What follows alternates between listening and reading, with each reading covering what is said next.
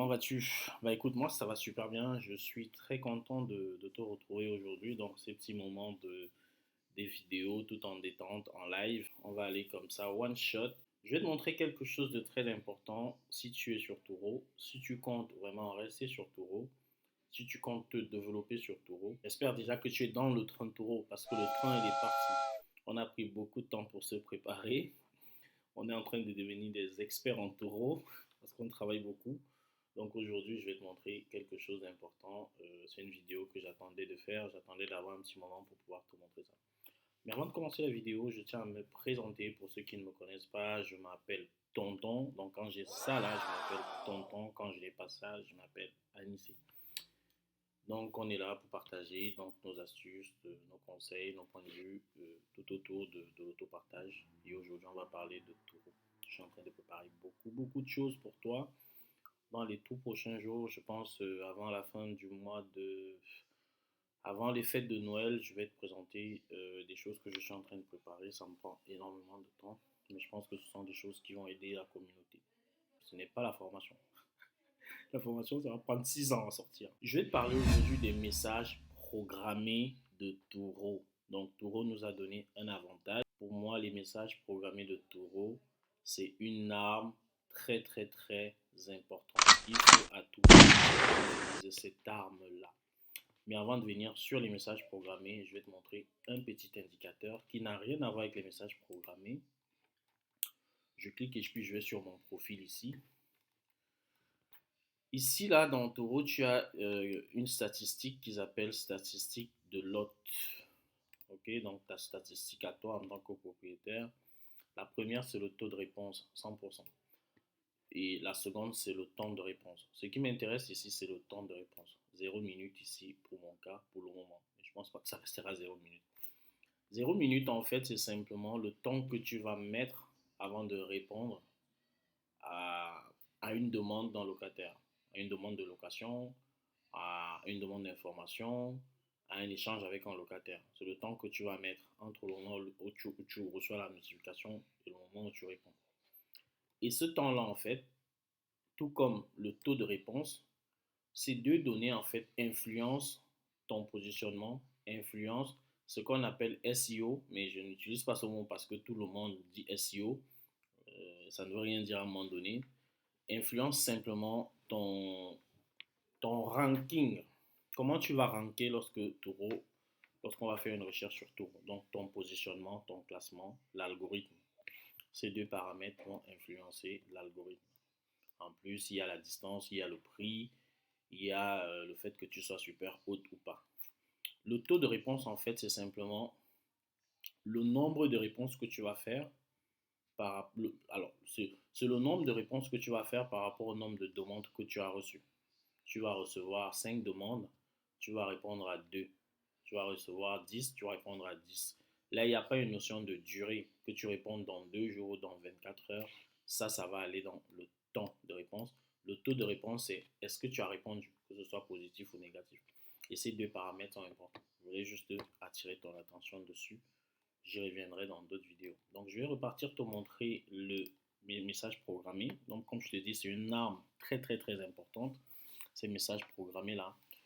À quoi ils servent? Les messages programmés, en fait, c'est quelque chose que Taureau met en place qui sert à envoyer des messages au locataire à un moment donné. Par exemple, tu veux que des messages soient envoyés avant le début de la location, 1 heure après la confirmation de la réservation, à mi-parcours de la location, 15 minutes après avoir clôturé. Tu veux que ces messages soient envoyés pour tout type de véhicule. Tu peux choisir de faire ce message pour tout type de véhicule, pour quelques véhicules, pour un certain type de voyage.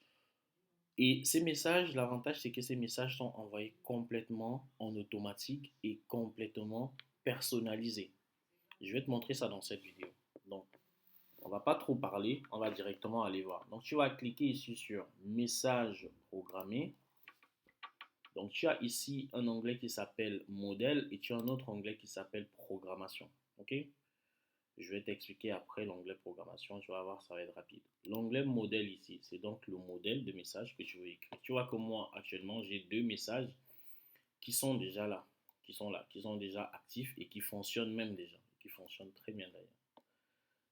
On va créer un modèle, on va créer un nouveau modèle et tu vas voir comment ça fonctionne. Donc, on met créer un nouveau modèle.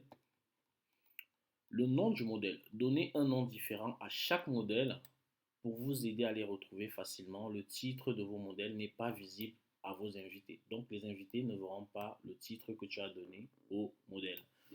Alors, on va se dire quelque chose. Moi, j'ai envie de créer un message là tout de suite que je veux envoyer au locataire à mi-parcours de la location. Donc, il loue le véhicule pour 2 jours. À la fin de la première journée, il reçoit mon message. Et le but du message, c'est d'avoir un feedback, de savoir comment se passe la location. Voilà. Donc, pour l'exemple. Donc, je vais donner un nom à ce modèle-là. Je vais l'appeler milieu de location. Et je vais mettre une petite parenthèse pour moi. De toute façon, tout ce que j'écris là, le locataire, il ne le voit pas. Je vais appeler, entre parenthèses, je vais dire feedback. Je vais mettre une parenthèse, je vais dire ça va. Voilà. Ça, c'est pour moi. Ce que j'ai mis entre parenthèses, c'est vraiment pour moi. Tu mets ce que tu veux. Tu mets le nom que tu veux. Si tu veux, tu mets X, Y, Z. C'est ton problème. Il faut juste que tu comprennes. Lorsque tu vois le message, que tu comprennes ce que c'est. Voilà. Moi, je n'ai pas besoin de rentrer dedans. Si je vois ça, je sais de quoi je parle dans ce message. Maintenant, la programmation. À quel moment je veux que le message soit envoyé? On va faire la lecture. Déterminer le moment auquel les messages devraient être automatiquement envoyés, par exemple, dès que le voyage est réservé ou à l'heure de début ou de fin de location. Donc ici, tu peux mettre tout ce que tu veux. On va cliquer ici, choisir un événement. Je souhaite que le message soit envoyé. Moi, je veux qu'il soit envoyé à mi-parcours. Bon, ici, malheureusement, je n'ai pas mi-parcours. J'ai voyage réservé. Donc, au moment où le voyage est réservé, ton message est envoyé automatiquement. Au moment où la location commence, début de la location, il est envoyé. Au moment où le voyage est terminé, dès que ça met voyage terminé, il a clôturé le contrat, le message est envoyé. Moi, je veux qu'il soit envoyé à mi-parcours. Bon, il n'y a pas de mi-parcours, donc je vais choisir les 3 quarts. Aux 3 quarts. Ok, c'est très bien. Donc, j'ai choisi déjà le moment. Choisir une heure. Est-ce que je veux qu'il soit envoyé immédiatement après les 3 quarts? Est-ce que je veux qu'il soit envoyé 5 minutes après ou avant? Tu vas voir que ici tu as avant aussi. Est-ce que je veux qu'il soit envoyé? Moi, je vais choisir immédiatement. Tac. Ici, je vais dire immédiatement après les 3 quarts. Je peux aussi dire immédiatement avant les 3 quarts. Là, on va se rapprocher de la moitié. Ok? On s'en fout.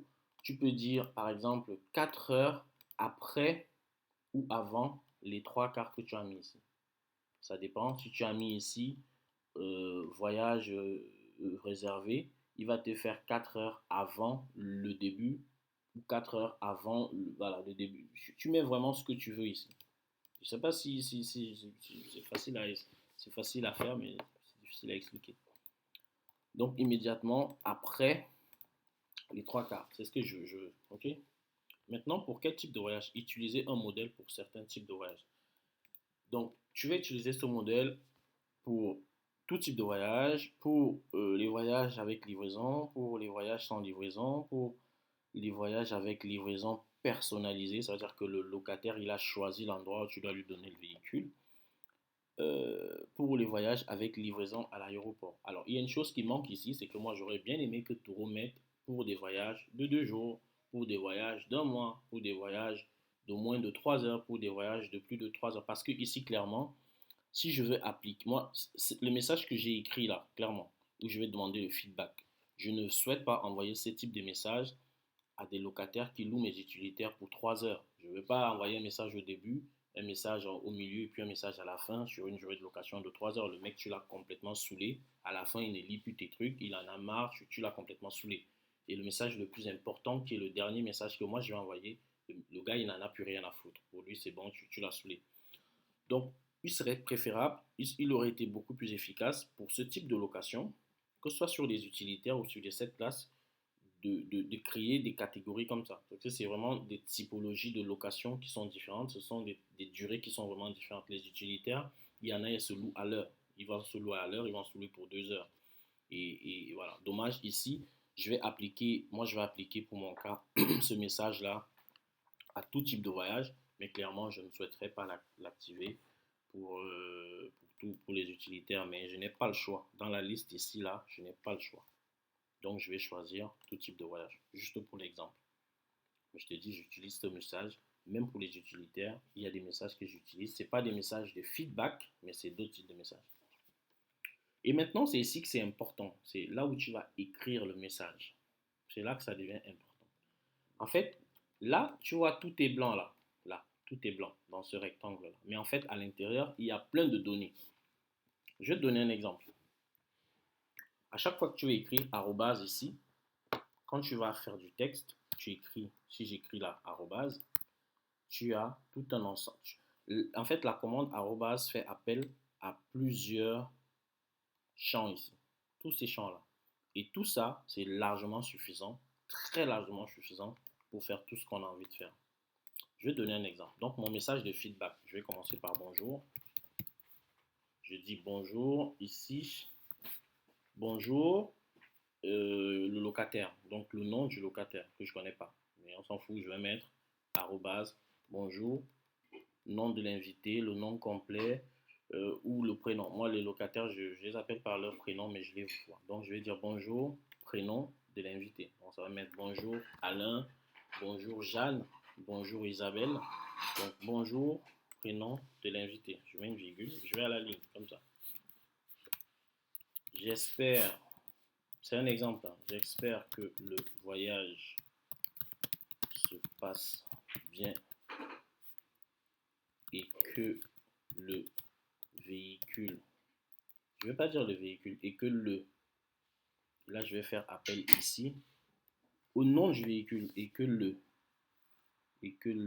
modèle du véhicule, tu peux mettre soit le nom du véhicule, soit la marque, soit le modèle, soit l'année, et que le nom du véhicule, et là, et que le nom du véhicule vous convient. Je mets en point. En gros, qu'est-ce que ceci va lire? Ça va lire quoi? Ça va dire, j'espère que le voyage se passe bien et que le Renault Espace 5 vous convient. C'est ça que ça va dire. Et que là, bon, et que le, ou là, bon, là, je sais pas quoi dire. Je vais mettre comme ça. Et que la Tesla vous convient. En fait, c'est le nom du véhicule qu'a loué ce locataire-là. Je sais pas si tu comprends. Tu n'auras pas les prénoms qui vont se mettre là ou le nom. C'est vraiment le prénom de l'invité ou le nom du véhicule. Vous convient. Je vais à la ligne. Je dis, je vais dire n'importe quoi, c'est vraiment pour l'exemple. N'hésitez pas à me contacter si besoin. Je mets point virgule plutôt.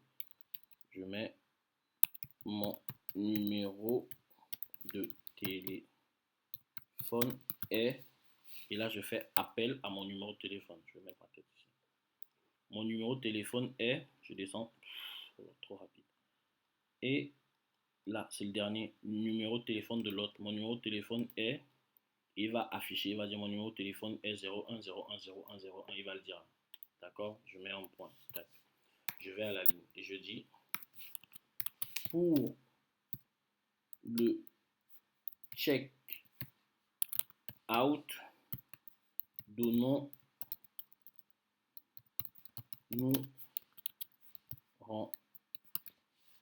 rendez-vous le, et là je fais appel à la date, qui est la date de fin de location. Donnons-nous rendez-vous le, tu as date de début, date de fin, tu as les heures, tu as plein de choses là-dedans. Le, il te met la date de fin, à, je vais faire appel à l'heure de fin, donc à l'heure de fin, à l'adresse, je vais faire appel à une adresse, je vais choisir laquelle je veux. Ça va être par exemple, je remonte un peu, ça va être le lieu de livraison ou l'emplacement du véhicule. Donc à l'emplacement du véhicule, donc il a cette adresse là, il met l'adresse de l'emplacement du véhicule pour la finalisation contrat de fin de location. Tu peux mettre même une heure. À quelle heure exactement? Bon, j'avais déjà mis une heure. Okay. Et tu peux dire, pour rappel, là j'écris n'importe quoi. Pour rappel, c'est vraiment pour l'exemple. Hein. Excuse-moi. Pour rappel, la plaque d'immatriculation est, et là je vais chercher la plaque ici, du véhicule. Voilà. Donc tu as tout un ensemble de champs. À chaque fois que tu vas faire appel avec le arrobase, tu as tout un ensemble de champs ici qui te permettent d'écrire tout un paquet de messages qui vont être envoyés automatiquement comme tu le souhaites. Donc là, on n'a pas fini. Dès que tu finis d'écrire ça, tu te dis, mais qu'est-ce que je fais? Comment je fais pour enregistrer? Je ne peux pas enregistrer. En fait, tu cliques ici sur modifier. Tu cliques sur modifier ici. Il t'ouvre donc une fenêtre et il te demande de sélectionner pour quel type de véhicule tu veux que ce message s'applique. Si tu veux qu'il s'applique que pour ces 3 véhicules, tu les sélectionnes. Si tu veux qu'il s'applique pour tous les véhicules, tu appliques. Tu fais enregistrer. Tu mets créer modèle. Et il apparaît ici. Tu vois que tout à l'heure, j'avais 2 messages. Là, j'ai un troisième ici qui s'appelle milieu de location, feedback, ça va. Et ce message va être envoyé comme tu as dit qu'il soit envoyé. Et tu peux modifier ça à tout moment. Donc, celui-là, il va être envoyé 3 quarts du voyage, immédiatement après les 3 quarts du voyage. Dès que la location, si quelqu'un loue ton véhicule pour 4 jours, c'est l'exemple le plus simple, au troisième jour tout pile, le message va être envoyé au locataire. Tu peux le modifier quand tu veux, à tout moment. D'accord? Bon, moi, je vais le supprimer parce que je ne le garde pas. Donc, je clique sur supprimer. Voilà, je voulais te montrer ça. Je ne sais pas ce que tu en as pensé. Dis-moi si tu utilises déjà ces modèles-là. Moi, je m'en sers déjà. Et pour une dernière chose, pour écrire tes messages, tu peux te servir de ChatGPT. D'accord? Ce n'est plus un secret. Moi, je l'utilise beaucoup pour tout ce que je fais. Bon, là, je vois qu'il fait un peu la tête parce qu'il veut que je prenne un abonnement. Mais je ne vais pas prendre d'abonnement chez GPT, jamais. Je l'ai sur mes 2 autres portables et sur l'autre PC. Donc voilà. Là, je suis sur Mac. Sur Mac, il est un peu capricieux. Je ne sais pas si vous avez rencontré aussi ce problème-là. Donc voilà l'onglet message programmé qui est un onglet redoutable. Laisse-moi ton commentaire. Abonne-toi si tu n'es pas abonné. Partage la vidéo. On se dit à très bientôt. Ciao.